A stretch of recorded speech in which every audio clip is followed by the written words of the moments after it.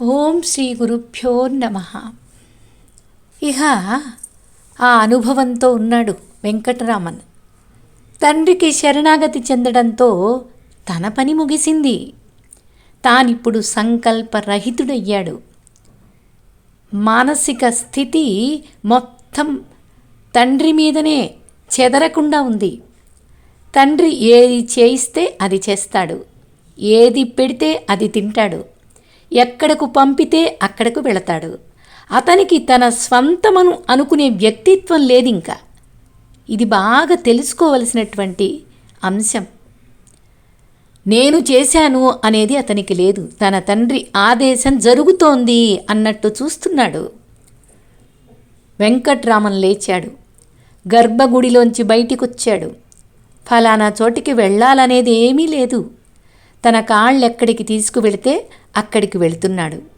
ఒకచోట ఎవడో ఎదురై క్షవరం చేయించుకుంటావా అని అడిగాడు వెంకట్రామన్నే. అతంది మెత్తైన ఒత్తైన జుట్టు, నిగనిగలాడే వినీల కుంతలాలు అతనికి పెట్టని అలంకారం. అయినా ఈ కట్టెకు ఈ అలంకారం ఎందుకు అని చేయించుకుంటానన్నాడు. ఆ వ్యక్తి తననొక చెరువు దగ్గరికి తీసుకెళ్ళాడు. అక్కడొక మంగలివాడు మొదలంటూ గొరిగేసి 4 అణాలు పుచ్చుకున్నాడు. ఆ మంగలి దగ్గరకు తీసుకువెళ్ళిన వ్యక్తి ఎవరు? మళ్ళీ కనపడలేదే, ఏమయ్యాడు? వెంకట్రామన్ని మంగలికి అప్పగించడంతో తన పని పూర్తయిందా? ఏమో, సమాధానం దొరకదు. గుండు చేయించుకున్న తరువాత స్నానం చెయ్యలేదు. ఈ కట్టెకు స్నానం ఒకటి లోటైందా అని ఊరుకున్నాడు. ఏమి తోచిందో ఏమో, మొలతాడు తెంపేశాడు. కట్టుకున్న పంచెని పీలికలుగా చింపేశాడు. ఒక పీలికని నడుముకి కట్టుకున్నాడు మొలతాడులాగా. ఒక పీలికని గోచిపెట్టుకున్నాడు. మిగతా పీలికలన్నీ పారేశాడు. అరయనినలల్లూరులో భాగవతారు దగ్గర కెంపుల దుద్దులు తాకట్టు పెట్టి పుచ్చుకున్న 4 రూపాయలలో టికెట్కి క్షవరానికి అయిన ఖర్చు పోగా ఇంకా 3 రూపాయలున్నాయి. తనకు ఆ డబ్బుతో పనేముంది? తనకేది అవసరమో దాన్ని తన తండ్రి సమకూర్చడా? ఆ డబ్బును ఆ చెరువులోకి విసిరేశాడు. ఒంటి మీద ఒడుగుజన్యం ఒకటి మిగిలింది. శరీరాలన్నీ ఒకలాగే పుట్టాయి. అటువంటప్పుడు ఇది బ్రాహ్మణ శరీరము సుమా అని చాటించే జంధ్యం ఎందుకు? తీసవతల పారేశాడు.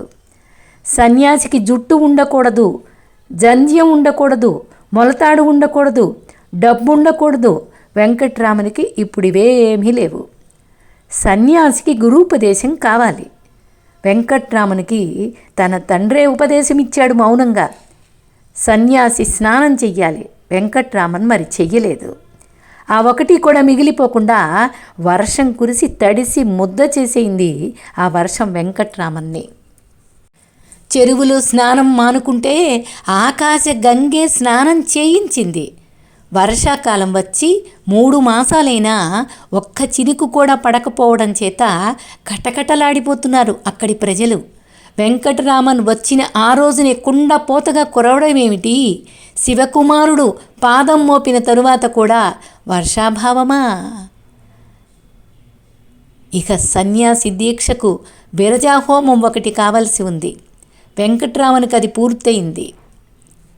మృత్యానుభవం పొందిన క్షణం మొదలు తండ్రిని ఆలింగనం చేసుకునే నిమిషం వరకు అనుభవించిన శరీర తాపం అగ్ని రూపమే కదా. అందుచేత విరజాహోమం కూడా పూర్తయినట్టే. వెంకటరామన్ ఇప్పుడు 100కి 100 పాళ్ళు సన్యాసి, బాల సన్యాసిగా ఉన్నాడు. సన్యాసి కొండల్లో, గుహల్లో, అడవుల్లో, తోటల్లో, నదీ తీరాల్లో లేదా దేవాలయాల్లో నివసించాలి కానీ ఇళ్లల్లో, మేడల్లో, అంతఃపురాల్లో ఉండకూడదు. అందువల్ల ఈ బాల సన్యాసి తన తండ్రి ఆలయంలోనే మకాం పెట్టాడు. తిరువణ్ణామలైలోని అరుణాచలేశ్వర ఆలయం దక్షిణ దేశంలోని ఒక పెద్ద దేవాలయం. 3 ప్రాకారాలు, 11 అంతస్తుల గోపురం.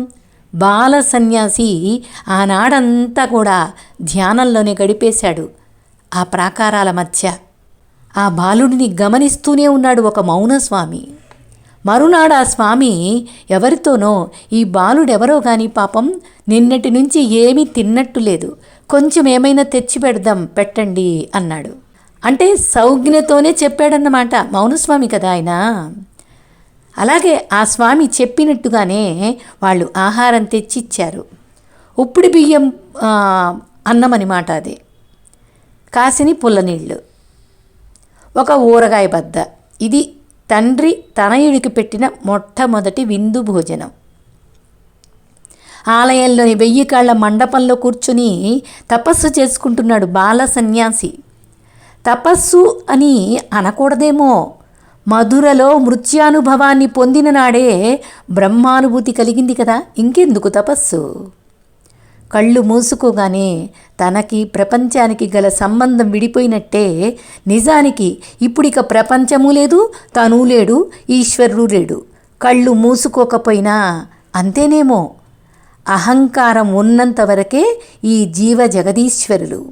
అహంకారం నశించిన తర్వాత మిగిలేదొకటే, అహం. అదే ఆత్మ, అదే అద్వితీయం, నామరూపరహితం, సచ్చిదానంద స్వరూపం. ఆ స్థితి కోసమే యోగులు యోగాన్ని అనుష్ఠిస్తారు, మునులు మౌనాన్ని పాటిస్తారు, ఋషులు తపస్సు చేస్తారు. ఇప్పుడు మనం ఈ వెంకట్రామన్ని ఏమనుకోవాలి చూద్దాం. ఇంకా ఆయన జీవన విధానాన్ని, ఆయన అనుభూతుల్ని మనం కూడా అనుభవిస్తూ ముందుకెళ్దాం. ఓం తత్సత్.